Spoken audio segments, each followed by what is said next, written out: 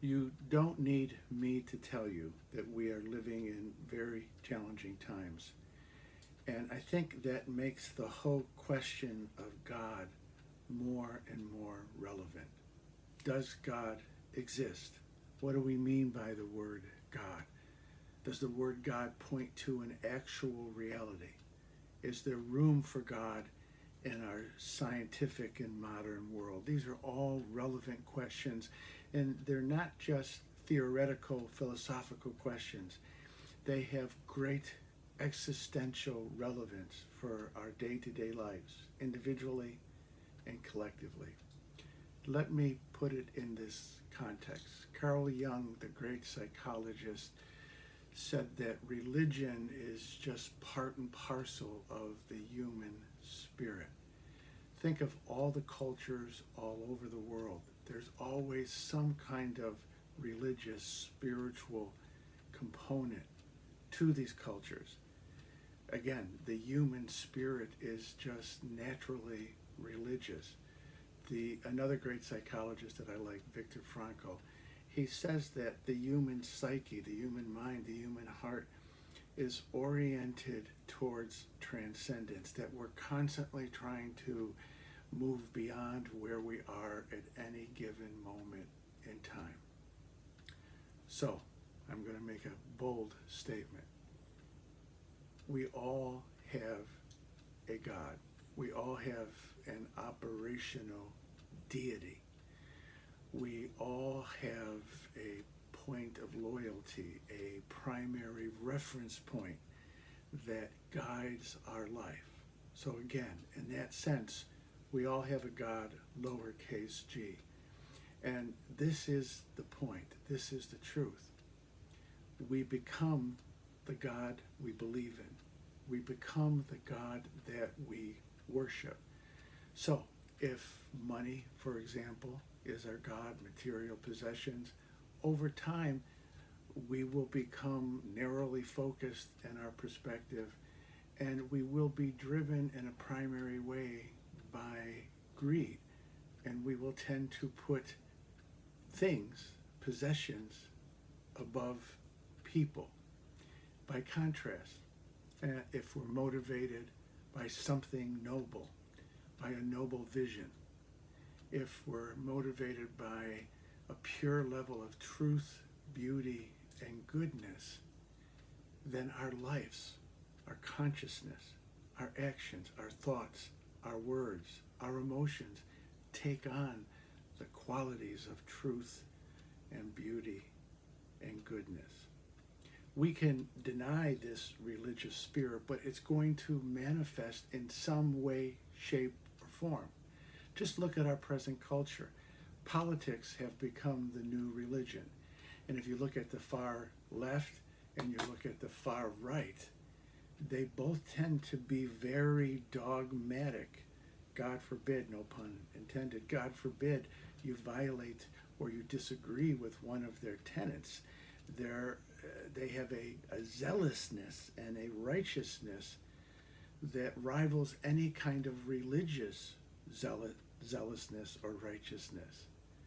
So we can't, again, we can pretend that we don't have this religious spirit, this movement in us towards something transcendent, but it's still going to manifest. One of the other things I will say about the left and the right, they're like religious fundamentalists in that, again, I'm talking about the far left and the far right, in that some of their claims really deny science. So we have to deal with this religious spirit inside of us, this spiritual orientation. And that, of course, brings us back to the question of God. And I'll share a little story. A number of years ago, I was giving a workshop for a secular company on meditation. And they wanted me to help them reduce their stress and to be more effective and more focused at work. So again, it was a secular context. But somewhere in my presentation, I just made the comment that if you are a religious or spiritually oriented person, meditation will help in your conscious contact with the divine, with a higher power. And at the end of my presentation, a woman came to me, a very bright woman. She was a lawyer. And she said to me, "I don't believe in God." And then I said to her, "The God that you say doesn't exist, doesn't exist." She looked at me and she said, "Well, what do you mean?" And I said, when most people say that God doesn't exist, they have a notion of God as a demigod in the sky, a superhero in the sky, a little man, a little woman sitting on a throne somewhere up there, a sky god. And I said, that God doesn't exist. So, I want to wrestle in this podcast with what do we mean by God? And let me just throw this out as a kind of disclaimer, maybe as a qualifier. The words we use always point to a reality. They don't capture the reality, they point to the reality. It's the same thing with the word God. The word God cannot capture the mystery that mystics describe as the divine, as the absolute. But because we're human beings, we have to use words. But I just want to point out that the word God cannot adequately ever capture what we mean, what the mystics mean by God. But let me go to another personal story, and I think this will move us in the right direction. I was 15 at the time, and it was during the summer, and it was very hot, and I was driving in a car with a friend. He was a couple years older than I was, and it was his car, and we had the windows rolled down because most of the cars didn't have air conditioning then, and so the wind was blowing in, and I can't explain why it happened, but I had a kind of mystical experience. I went into a state of bliss. It was as if I was just experiencing what I would call pure, unadulterated love. And I'd never experienced that before. Again, it was a kind of subtle ecstasy without any drugs or anything like that. I'm not talking about an emotional experience per se, and I'm not talking about anything erotic. It was just this sense of pure love. And I turned to my friend and I said, "There must be a God." And he looked at me and said, "What are you talking about?" And I said, "I'm experiencing this pure love. This is what people must mean by the word God." So, what I'm trying to say is that the word God, and this is true for all of the world's mystics, whether they're Christian or Jewish or Hindu, the word God represents a reality. It represents something that transcends the word God. It transcends any sort of cognitive, intellectual characteristic. That the word God is pointing to something that is absolutely good, absolutely love, the very essence of love, the very essence of joy, the very essence of goodness, the very essence of truth, the very essence of beauty. Haven't we all experienced some level of some of those characteristics? We've all had joy and bliss in our life. We've all had a sense of wonder and awe. We've all had a wonderful experience of beauty at one time or another. The very essence of beauty, truth, goodness, and love is what the mystics are referring to as love. I want to read a quote from one of my heroes, Dr. Martin Luther King, because I want you to really get the sense that when we talk about God as being love, we're not just talking about something that is sentimental. We're talking about something that has substance. It's something essential and real, yet it transcends our categories. It's interesting to note that in the New Testament, John, the beloved disciple of Jesus, describes God or defines God as love. God is love. And there's a great yogi philosopher from India, Swami Sri Yukteswar, who said that love is God. But let me read this quote from Dr. Martin Luther King. The end goal is reconciliation. The end is redemption. The end is the creation of the beloved community. It is this type of spirit and this type of love that can transform opposers into friends. The type of love that I stress here is not eros, a sort of romantic love, not philia, a sort of reciprocal love between personal friends, but it is agape, which is a profound understanding and goodwill for all men. It is an overflowing in love which seeks nothing in return. It is the love of God working in the lives of men and women. This is the love that may well be the salvation of our civilization. So again, when we're talking about God, particularly when I refer to the mystics, mystics go beyond dogma. They don't reject dogma, but they go beyond dogma. They go beyond theology. They go beyond concepts. They've entered into the very essence of reality, the very fabric of reality. And what they all say is that at the very essence of reality, the very ground of our being, is permeated with truth, beauty, and goodness, is permeated with this blissful love. That is what the mystics are referring to. That's what I'm referring to when I use the word God. I have another quote from Carl Jung, and this is the point in terms of what I read from Martin Luther King, that I want you to see that this love, this divine love, this agape, is a literal force in the world. Carl Jung said this: I cannot say I believe in God. I know. I have had the experience of being gripped by something stronger than myself, something that people call God. So, end of quote. So again, the way I use the word God and the way I'm introducing God to you and the way the mystics of the world use the word God, it's pointing to this transcendental reality of absolute goodness. I'll share another story. Recently, I was in Santa Fe, New Mexico, visiting my youngest son, Michael, and his wonderful girlfriend, Samantha.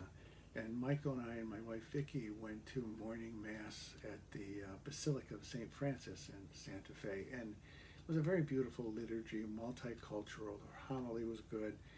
And then we walked around the grounds, and they're just beautiful. If you ever get a chance to visit the Basilica of St. Francis in Santa Fe, visit it and make sure you walk the grounds. And I think my son said to me, or I said to him, but I think he said it to me. He paused, and it was a rhetorical question. Where does such beauty come from? And again, this is the point I'm trying to express. Only beauty can beget beauty. Only goodness can beget goodness. Only truth can give birth to truth. Only love can give birth to love. All of those experiences that we treasure, or that most of us treasure, they're pointing to the very essence of love, or the very essence of beauty, or the very essence of truth. And that essence is what we call God.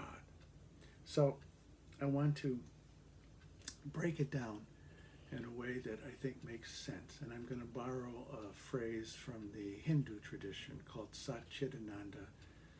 And they describe the absolute, the divine, by those three words, Sat Chit Ananda.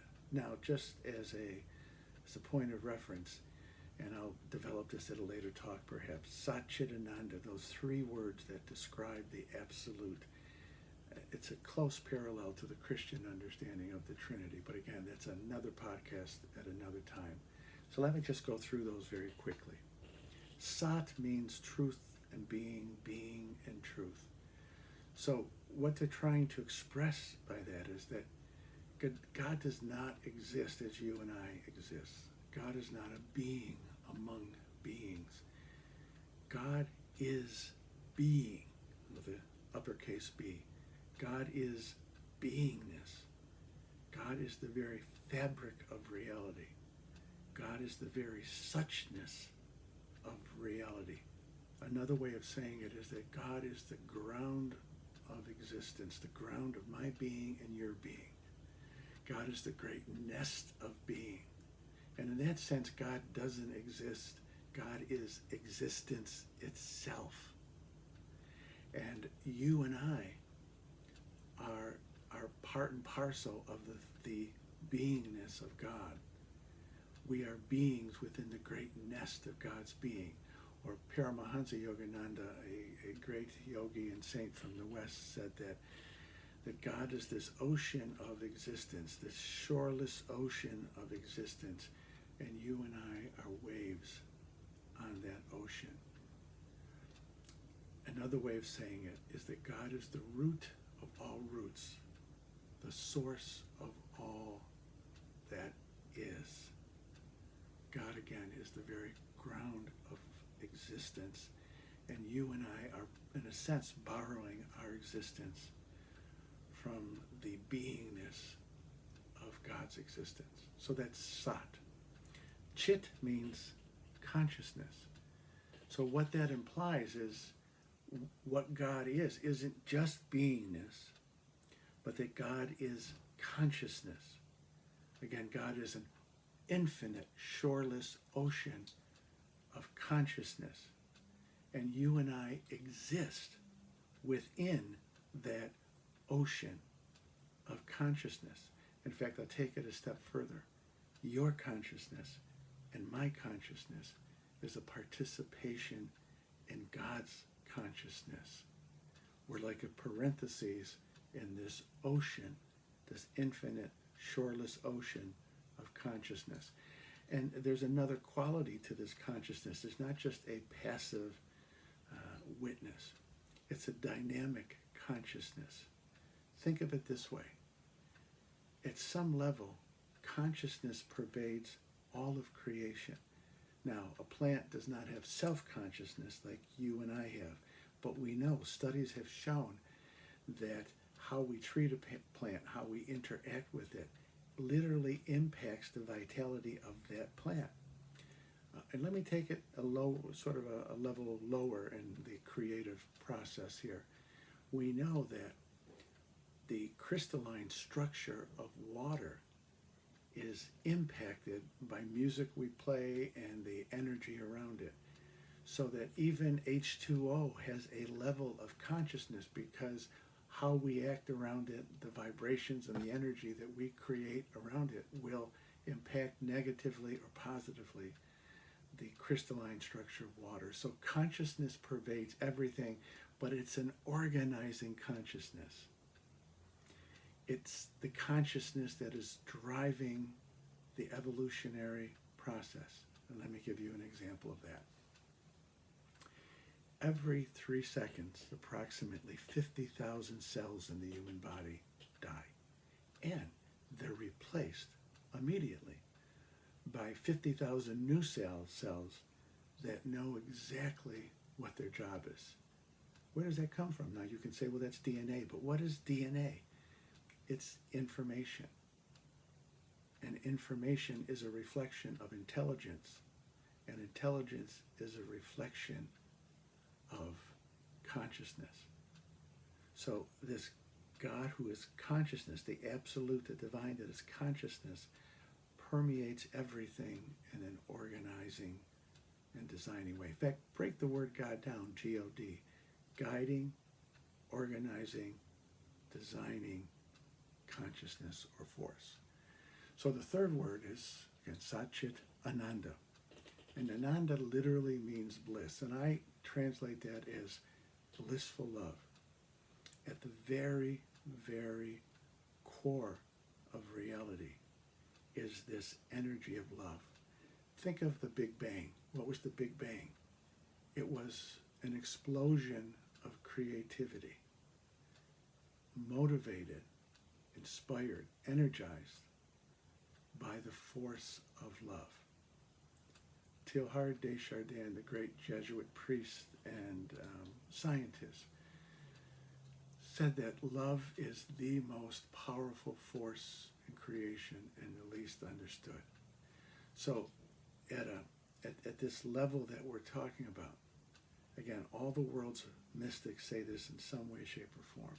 The very essence of reality, the very core of reality, is this blissful love. And when you and I truly act in a loving way, in a sense, we are just channeling this ultimate and absolute love that is at the core of reality. One of my favorite quotes comes from Paramahansa Yogananda, a great saint from India. He says that God is love as a dynamic force. God is love. God's plan for creation is rooted in love, only in love. Every saint who has penetrated to the core of reality testifies that there is a divine and universal plan that is beautiful and filled with joy. End of quote. Joy, bliss, love. The very beingness of creation runs on the energy of love. Now, some of you may be asking a very good question. Well, how do you connect this absolute love, God is love, with suffering? And that's a great question. I'm not going to tackle that today. That will come in a future podcast. But I'm just presenting to you again what the world's mystics tell us from both East and West. So I'm going to close with a story that maybe brings all of this down into our day-to-day lives if we're open. My wife has a son, my stepson Evan, and he is, I think, about to turn 39. When he was 14 years old, he decided to make snow angels for his two younger sisters. Now let me go back 2 weeks before his snowmaking adventure. My wife, Vicky, had a dream, and an angel appeared to her in the dream. And the angel gave her a Bible verse to look up. And she looked it up, and it's where Jesus said, "Ask, and it shall be given. Seek, and you shall find. Knock, and the door shall be open." So she woke up. She thought to herself, well, I have a pretty good life. I have no complaints. My kids are healthy. It just must have been some kind of random dream. Well, 2 weeks later, again, my stepson Evan decided to make snow angels for his two younger sisters. So he dove off the family deck headfirst into the snow, and he severed his spinal cord. And he's been paralyzed ever since from the shoulders down. And he was found sometime later, literally half frozen in the snow. And when they took him to the hospital, he's still unconscious. His body temperature was 83 degrees. The doctors tried everything they could do. They flooded his organs with warm water. They could not raise his body temperature. And Vicky, my wife, really wanted to get in there and be with him, but the doctors wouldn't let her. And she thought about that dream. Ask and you shall receive. So she said a prayer. Please let me get in there and just touch my son.